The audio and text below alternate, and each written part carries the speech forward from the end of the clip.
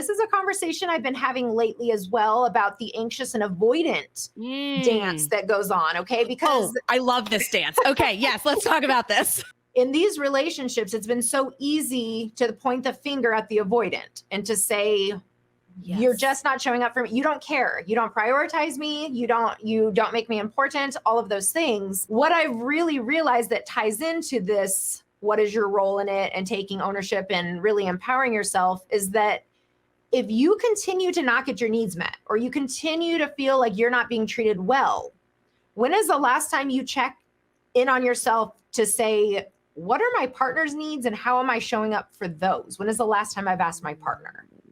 That's good. I like that. That's juicy. Yes. 110%.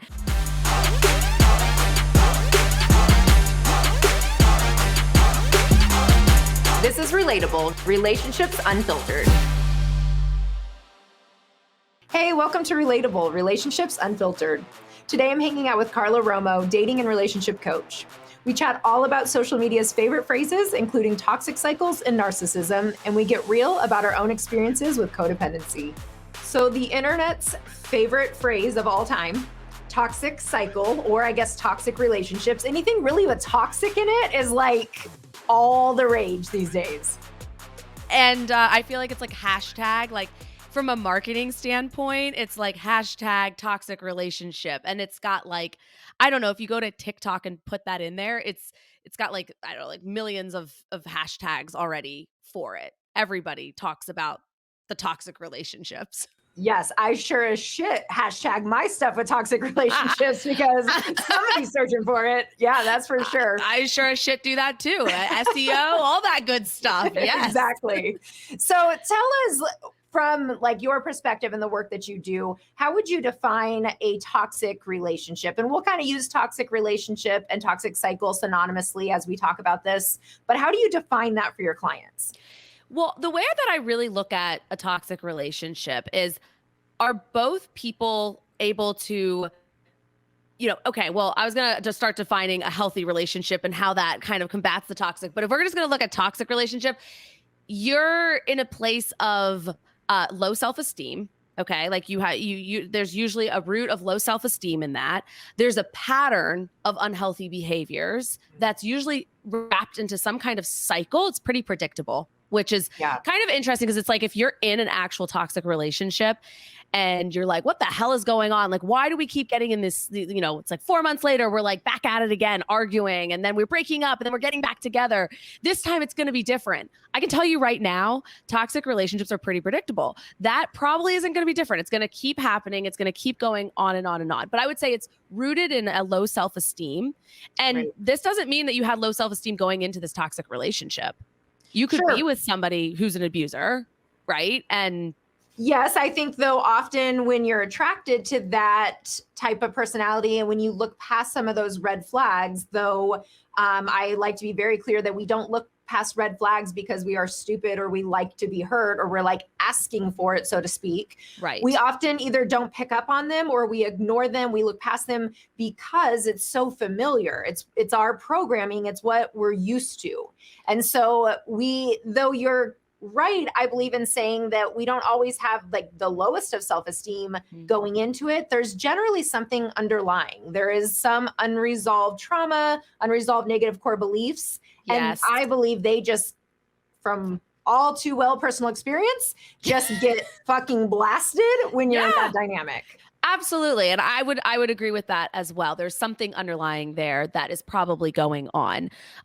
Sherry, my co-host, we host the Love Fix podcast, and we talk a lot about our own stories she talks about her love addiction. I talk about my codependency. And I can tell you right now, I used to be really good at painting those red flags green because my self-worth was rooted in, oh, I need you to love me. So then that makes me lovable.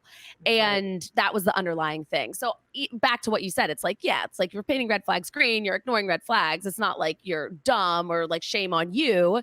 There's just probably something that you're doing to try to protect yourself around the red flags.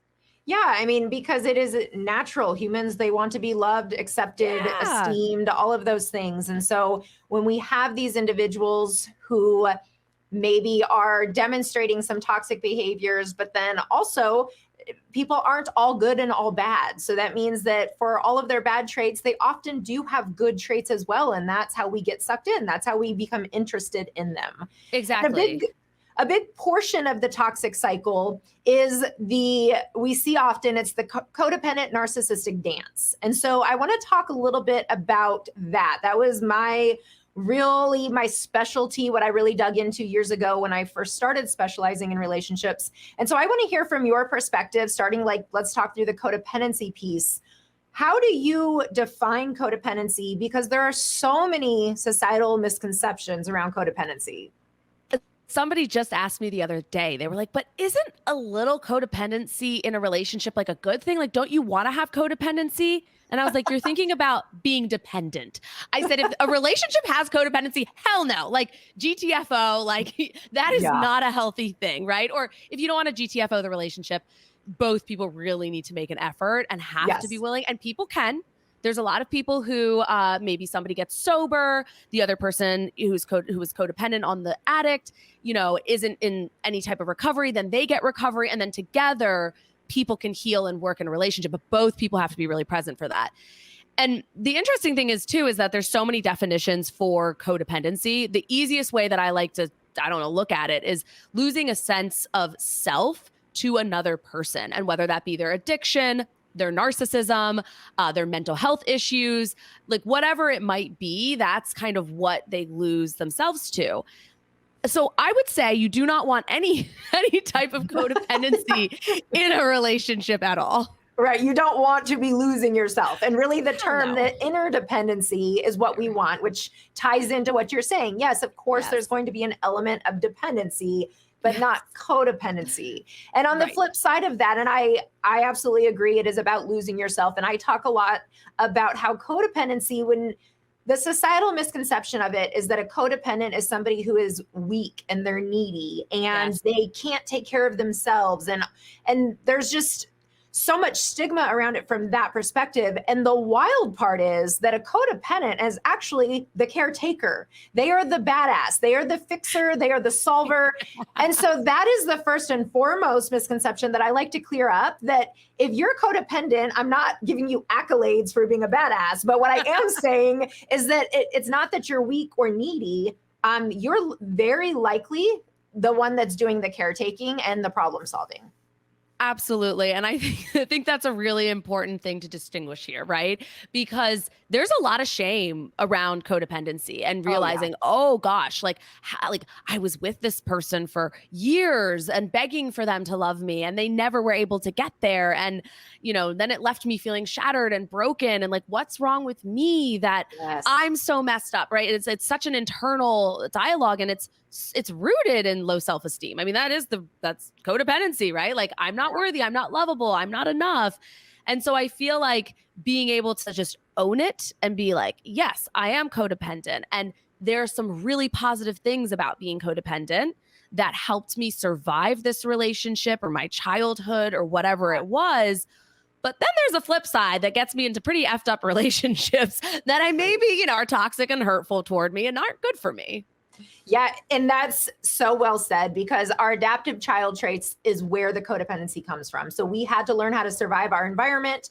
For those of us who turned into perfectionists and people pleasers and caretakers and all of those things, those were our adaptive child traits. That's how we stayed safe. And I have a book coming out in a few weeks, and I love how you use that term of, or I guess the question of the what's wrong with me. I reference that throughout pretty much the duration of my book, that's always been the question that's come up for me since my childhood of like, what is wrong with me that I have anxiety and depression and my friends are just being carefree and being kids, and what is wrong with me that in high school, even I remember I couldn't maintain I didn't want to maintain a relationship. I guess I could say I had commitment issues as a teenager. So that's pretty telling what was going on. And so that has been really the theme that has been woven throughout my life of the what's wrong with me. And I love how you're bringing awareness to that it's not that there's something wrong with you. You learned these traits to stay safe. And unfortunately, what was adaptive has now become maladaptive. Right. And then there's a certain responsibility as an adult to say, okay, I couldn't help what happened to me as a child. If there was, addiction going on in your family or just family dysfunction of any sort, whatever it might have been. But as an adult, you have choices. And that's where you can break the cycle. And that's the empowering part of breaking free from codependency that I think is just really underrated, because when it like clicks and you're like, oh man, like this is what was going on with me. Oh, I have choices. I don't have to default to that. It can feel very empowering.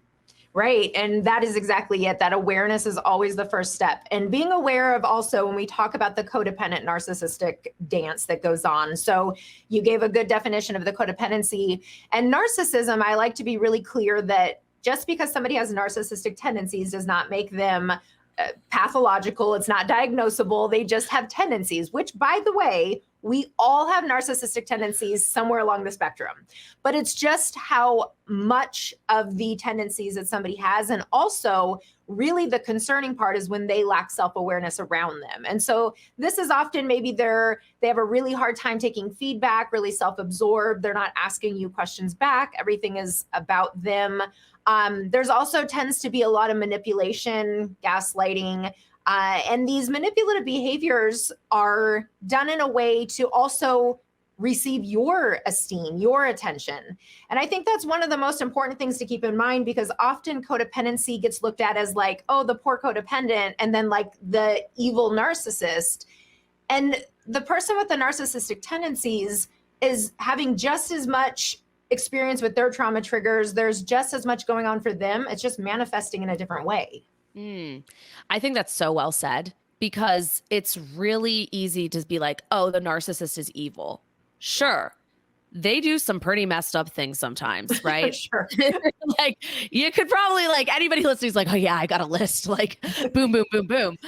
But I also think when you are in a place of recovery around codependency. Okay. So you have this awareness, whether you're in a 12-step program or you're working with a coach or a therapist around, breaking out of these codependency, traits and whatever, that you can kind of look at the narcissist and take a step back and be like, ooh, this person like maybe actually isn't well.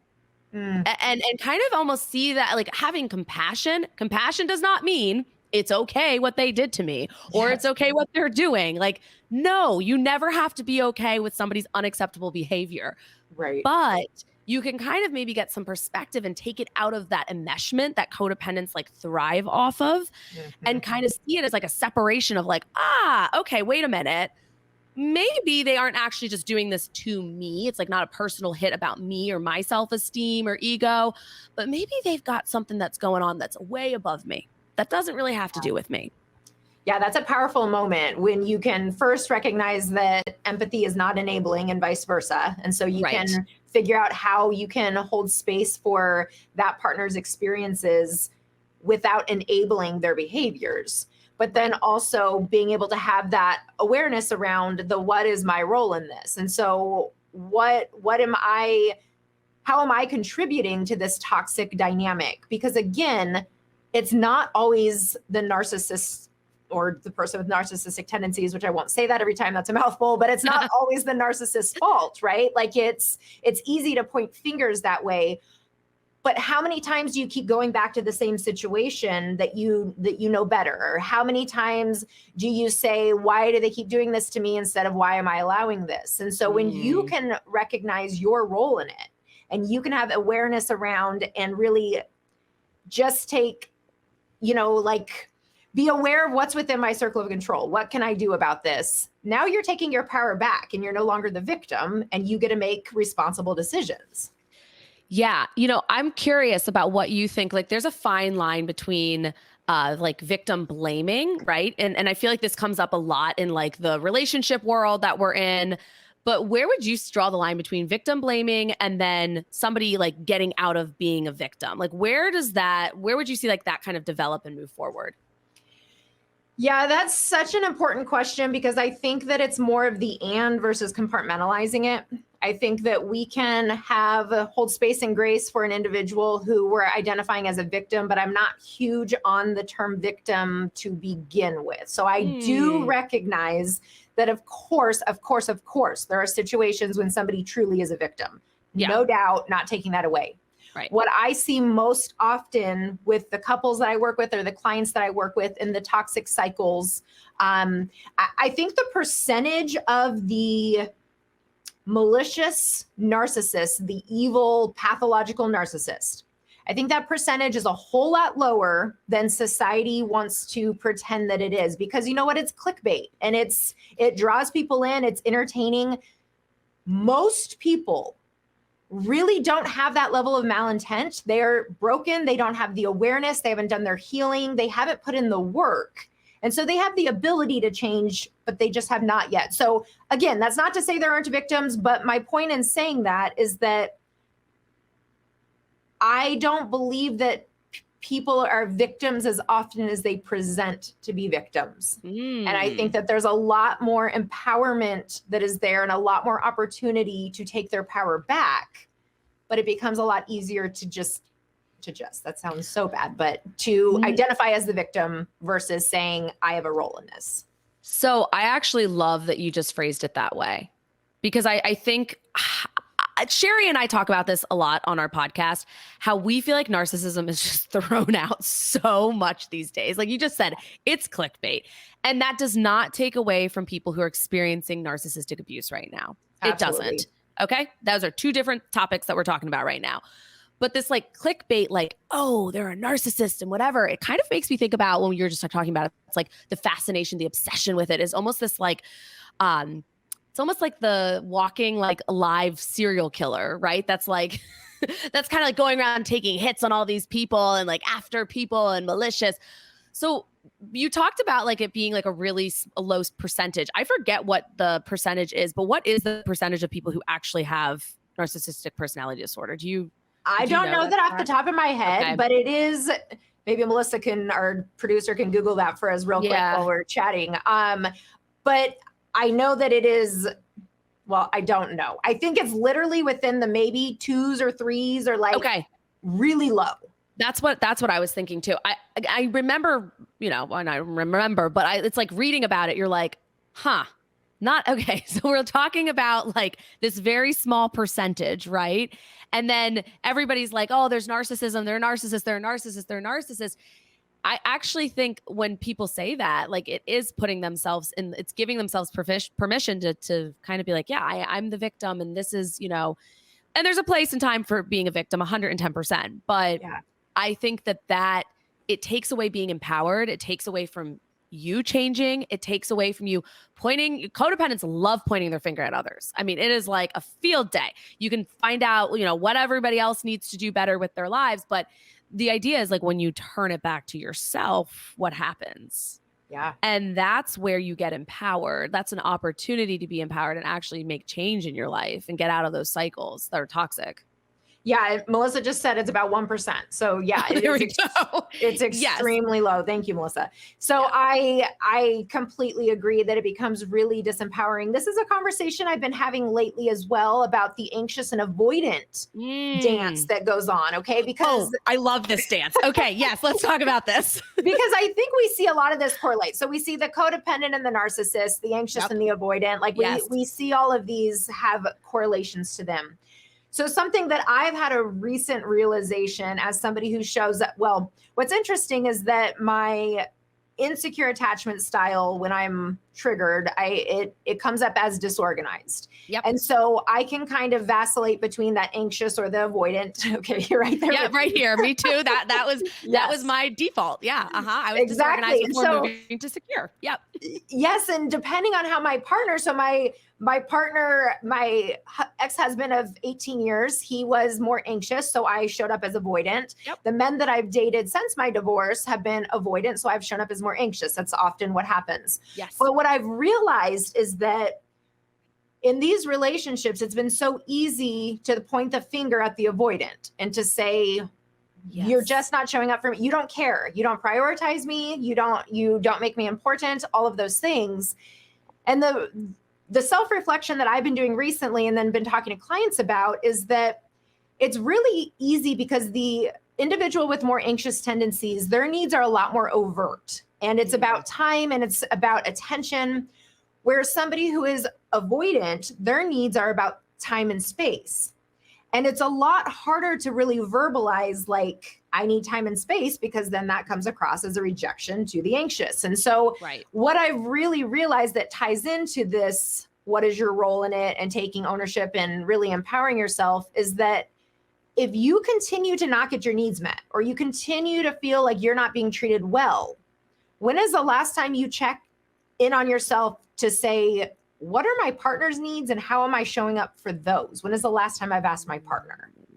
That's good. I like that. That's juicy. Yes. 110%. Because it's one of those things where you're like, you're so, especially, okay, I'm all for, people hate on the avoidance so much. I know, avoidance also want connection, right? Like that yes. They want connection too. They're just like 1 foot in, 1 foot out. I got to protect myself. Oh, we're getting too intimate. Gotta pull back a little bit. Yeah. But I think what's something that's, I tell clients who are anxious, I actually say your partner actually might be meeting your needs.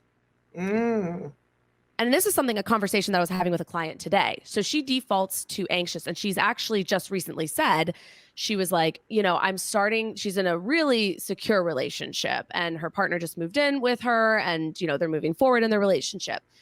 And she said to me, I'm starting to finally see the difference, that I'm anxious, but I'm not in an anxious avoidant relationship. And my partner's secure. So I can start to take a breath now and feel safe and start to really trust. And I said, well, yeah, because you're building that trust. But her default is to go into anxious. So instead, when she gets triggered through her anxious attachment, she takes a pause. And then instead of asking herself, like, this is what she just recently did, instead of being like, hey, you aren't paying enough attention to me. Like, I feel like you don't love me. Like, pay attention to me, whatever. She takes a beat for herself, sits with herself, says, what do I need? And then went and asked her partner, hey, I'm just feeling a little down right now. Like, I'm not feeling that great. Can we just like cuddle for a moment? And he cuddled with her and gave her needs, and she felt better. Yeah. And so that's just like a perfect example exactly of what you were just talking about, of like asking, like, what are your partner's needs, right? And like, not to put your own stuff on your partner. Own your own shit. Don't be the victim, right? And show up and ask for your needs to be met. And also look at as well, like, what are your partner's needs? Your partner's needs are probably not to be, spewed on and triggered. And we're all human. We all have triggers and things happen in relationships. Nobody's perfect. Right. But it's important to kind of take a second and reflect. Yeah. And that avoidant often feels very criticized and feels like no matter what they do, it's never good enough. And that's something I'm working with a client on this week as well, in terms of that, is doing an evidence log around her partner really actually showing up for her each day. And so while she feels like, because those anxious tendencies are coming up, and she talks about being so hypervigilant about, like, when is he going to leave? When, what is he doing wrong? How is he hurting me? And just being so aware of that it becomes difficult to also be aware of, what is he doing well? How is he showing up for me? How is he being safe? How is he being attentive? And so doing an evidence log where at the end of the day, she's going to identify at least a couple ways in which, and when we met, it was earlier in the day, and she was already able to identify 5 things he had done that morning that met her needs. But it's really hard to see it that way when we're constantly in a threat state and we're feeling triggered all the time, which is, in these cycles. Right. Exactly. And, I think, from working with clients around this, and I'm even going to talk about like my own self of moving myself from like disorganized, which was avoidant and anxious at the same time. It's fun. Yeah, it's a real treat. It's a freaking party. You can just get both. It's like, oh, love me, don't leave me, but I'm not going to get too close to you.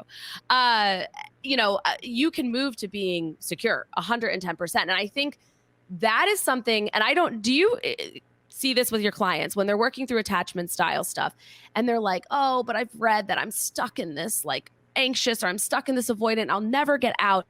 Do you find that like people, and I don't know, if it's what they're reading or if they feel like it's so impossible, but do you find that with clients as well, that people have this idea that like you're stuck in your attachment style?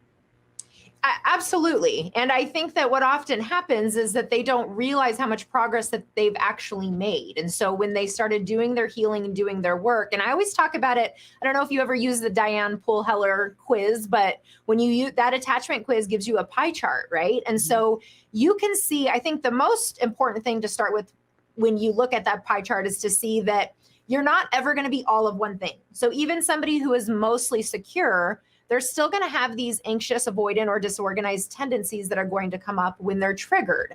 That is being human. Like, that is just what happens. Yes. And so I think what is important to see for a lot of these clients who, when they say, it's just not going to change, that they don't realize that because humans are designed for adaptation, how they are today, they just feel like, oh, I've always been this evolved. I've always been this secure. And it's like, no, let's go back to 6 months ago or a year ago. And I know that for myself as well, because even so present day, when I get triggered and these really embarrassing, insecure attachment behaviors come out, and I'm like, what the fuck is wrong with you? You're a therapist. You've worked so hard. And then I have to realize, like, no, I've come a long way. It's just hard to realize that in the moment. Yes. And triggers can feel so real. And I think it's so important for us, as experts, professionals in the space, to talk about our own stuff, in the sense that it's a journey. Like I keep reinforcing this with clients. There's nothing to get. Like there's ways to grow, but there's no oh, because that's the codependency, right? Like that would be my codependency fantasy. Finally, I find the perfect relationship. Everything's good. And I never have to feel a trigger again, right? Like, or nothing will ever be disrupted, or, my relationship will never end and I'll be okay. Right. Perfectionism. Yep. Yeah, there you go. And so I just think it's important for everybody to recognize that it's a journey, it's a process, and it's not just this one and done, you're out, you're good, never going to experience it again. I think the idea is that it's almost like looking at it as I always talk about sustainable self-love, sustainable self-care. It's what are you doing on a daily basis to keep up with these tools, to take care of yourself? Because then when you do get triggered, it sucks. I hate being triggered. Who likes being triggered? It makes you feel, like you said, it's oh my God, here you are again. And all the shame comes up, and it's we're professionals in this, but it's we're human beings. We can get ourselves back to a baseline much quicker because of all the work that we've done and we've put in. And such an important conversation, it's such an important takeaway from this conversation is what you just said, that there's nothing to get, there's nothing to arrive at. I have a very high achieving coaching client, and that was a conversation we had a couple of weeks ago. He was like, but when am I just gonna click and I'm not gonna have to deal with this anymore? And that was exactly it, that the codependency. So that's the high achieving, that's the perfectionism, the people pleasing. Yep. That is not the goal. It's how can we manage it better? How can we recognize it quicker? And how can we handle it differently, even if it's not perfect? For your journey out of codependency, what were some of those steps that we really have established this foundation of self-awareness. Yes. Where did you go from there? I'm going to be completely honest with you. It was kind of a back and forth. Of course, yeah. I recognize, and this is why I just have to say, growth is not linear. There's no got it, we're going up, we're going up, we're going up, and we're never going back down. It's 2 steps forward, 1 step back. So I actually, I was sitting in my therapist's office, and I talk about this in my book, Contagious Love, Break Free from Codependency for Damn Good. And I was sitting in my therapist's office. She's like, you're codependent. Okay. Talk about the shame of perfectionism sitting in a therapist's office that I didn't ask her what that meant. I had to go home and Google it. So I was like, oh, what is this? Let me Google it. Let me look into this. And I was like, oh shit. Interesting. I was like, okay. I was like, this checks out. Mm-hmm. So then I was like, okay, I'm codependent. Meh. So it was kind of this acknowledgement, but I was kind of still testing it. And then I got into this really toxic, unhealthy, it was an abusive relationship. And but because I had started the framework around, loving myself and taking care of myself and filling up my self-esteem and practicing affirmations, I got out of that relationship. It didn't stay that long in that relationship. I always say I overstayed my visit. There were red flags that I was ignoring. But once I recognized, my therapist said to me, this sounds like abuse. I'm not saying he's abusive. It just sounds like abuse. Boom, it clicked for me. And in that moment, I thought, oh, hell no. I'm not going to let somebody treat me this way. I don't need to be in a relationship with an abuser. Oh, he's gaslighting me. Oh, it was like boom, boom, boom, boom, boom. Everything that I needed, like, it's like I needed to hit a bottom in order to get back up.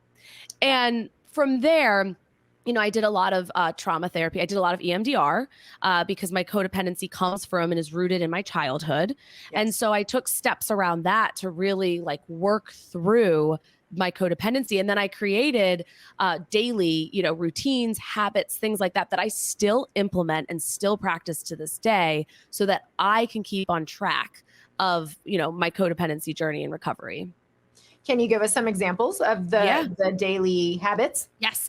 So I like to stick to a schedule. I've always been a routine person, but I stick to a schedule in terms of taking care of myself. So I have a bedtime. I try to get in bed by 10 p.m. And people might think, well, what is she talking about getting in bed by like 10 p.m., 10:30? Like I try to get 7 to 8 hours of sleep.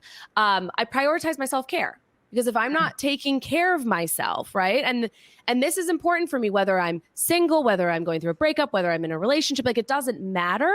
I prioritize this because I was prioritizing other people first. And I was prioritizing their sleep and their needs and their schedule. So I stick to the schedule. I have a daily gratitude list in the evening. I write a gratitude list of simple 10 things that I'm grateful for. So I can kind of get out of my own thinking if I'm, kind of in a negative place, what I don't have and whatnot. And that really helps shift like my mindset. Wake up in the morning. I work out 5 days a week. I do it in a way just to like take care of me. It makes me feel good. I show up for myself. I have goals for myself. I also practice affirmations. Those aren't always daily, but I like to just kind of take a moment and talk. I like to talk a lot. Like, my friends and family know me as that. But I like to speak them aloud. And I actually tell my clients to do this all the time. So if I'm starting to feel a little funny and I feel like, oh man, like, why am I feeling a little down today? All right, Carla, you know what? You're worthy. You are enough. My whole thing was like, I'm not enough. Like, I'm not lovable. That was my like default. And that gets triggered sometimes. And so I have to go back into no, Carla, you are enough. You've got this. It's okay. You're safe. I also am really big on hobbies. So I have different activities, different hobbies that I participate in because I didn't have hobbies, for myself before. It was very much I talk about this a lot, but I was working in entertainment and television and I was burning out. So it wasn't just these unhealthy codependent relationships I was in. I was codependent with work. Yeah. And it was all rooted in like, I need to prove myself that I'm worthy and enough to keep getting hired for the next TV show that I was working on. And so now that's why I prioritize my sleep. This is why I prioritize having hobbies outside of my business, which now is obviously a coaching business. But I have affirmations. I have my gratitude list. I go to therapy time to time when I'm feeling triggered. I check back in with my therapist. So I've got all these different things that keep me on track. I have a really great support system, really strong friendships, family, people that I can rely on, that I can talk things through with, so I don't have to hold it in and do it alone. That's a really big thing for me because I felt very alone in my codependency and as a child growing up. So now I, whether it's a work thing I'm not sure about, or it's something within my dating life that I'm not sure about, I run it by, a really good friend of mine. So I practice all these things, and it's it seems like a bunch of random little things, but when you put it together, it really creates what I say is like the sustainable self-love, self-care. Right. And so powerful to be committed to yourself in that way, to do all of those things daily because it's what's good for you. Even if you feel tired or you tempted to have somebody else take priority, you're committed to your self-care. And that a lot of that really resonates with me, that when we are in our codependency flare-ups, or when we are in that state of codependency, we do let everybody and everything be the most important. And our objective, as you're saying, is to feel like enough. So if it's our relationships that we're letting take priority or that we're really anxiously pursuing, it's because we want acceptance. We want to know we're lovable, that we're worthy. When we do it with our work, it's because we want those achievements, that we earn that praise. And so wherever it's flaring up at, it truly has the ability to take over unless you're aware that that's happening. But so I love that. So increasing the awareness, doing the healing, like you said, through the EMDR, which is so important to really address a lot of those attachment traumas that lead to these behaviors, and then putting these new behaviors in place. And that's such a beautiful journey that you're on, and that you probably will always be on, as you're saying. I'm always going to be on this shit. Yeah. 100%.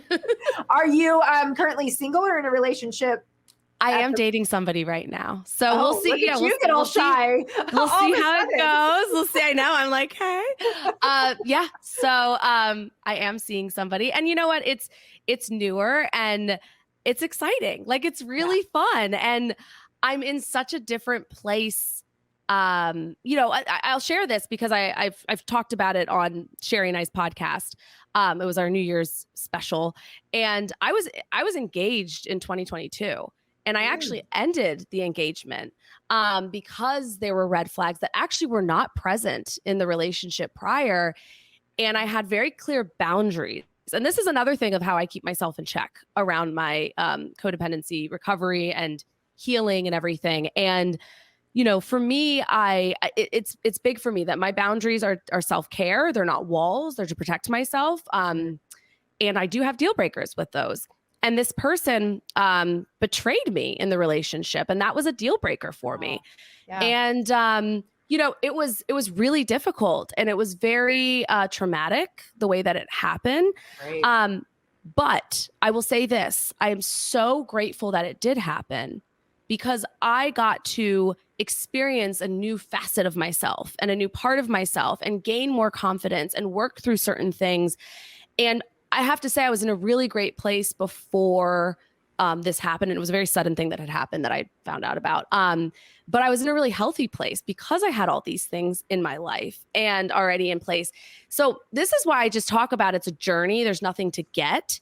And because I went through this experience, I already had this support system in place. Did it suck? Yes. Was it traumatic? Yes. Was I, going through a lot? Yes. But at the same time, I was able to get through it. And, that's the thing about trauma, is that I can, something that I worked on with my therapist, I did EMDR around it. And like, I'm alive, I'm surviving, I'm thriving. And I genuinely feel that way. And so, it's like, I survived that. And there's a part of me that just feels very confident and like, I got this, like, I'm okay, and yeah. So I would just want to share that, because I think that a lot of people think like, oh, like, when you get, I know a lot of my clients do, it's like, oh, getting engaged is the goal, or getting married and then I'll be whatever. But the idea is that those things are the cherry on top of the sundae. They're not like, you are the sundae, like your life and what you've built is the sundae. So you take the cherry off. Yeah, it sucks, right? Like, it's not fun, but the idea is to always have the sundae in place, and that's always having yourself. Right. So, yeah. And there's so much value in that. Thank you so much for sharing that with us. And there's so much value in that story, even about the healing journey, because I have a lot of clients, or hear a lot of people say, once I'm healed, and then, right? So in the same way you're saying, once I'm engaged, once I'm married, and that's not how it works, because you are still interacting with other imperfect humans who have the ability at any time to hurt you, just like you have the ability at any time to hurt them. Like, we are human. And so when that healing is really in place, and you've done so much of that healing, and you're doing your daily work to maintain your healing, when these traumas happen, the setback is not the same. It does not maybe derail you in the same way. Of course, like you're saying, it's going to fucking hurt. Absolutely, no doubt. But the impact is going to look different. And that's, my son and I were just having, he loves to talk to me about psychology, and he's 15. So he brought it up the other day, and he was like, if somebody has like an anxious episode, are they only going to have it once, or like, are they? And so it's very similar to what we're talking about. Yeah. And it was a good opportunity to say, no, likely if you have, an anxious episode, you're going to have it again. But the power of the next time you have it is, better how to handle it, how to manage it better, and all of those things. And that's the same with our traumas. And I have to say this as well. It's like, just because I'm not in codependent relationships anymore doesn't guarantee a relationship will work out, right? Like, there's no guarantees.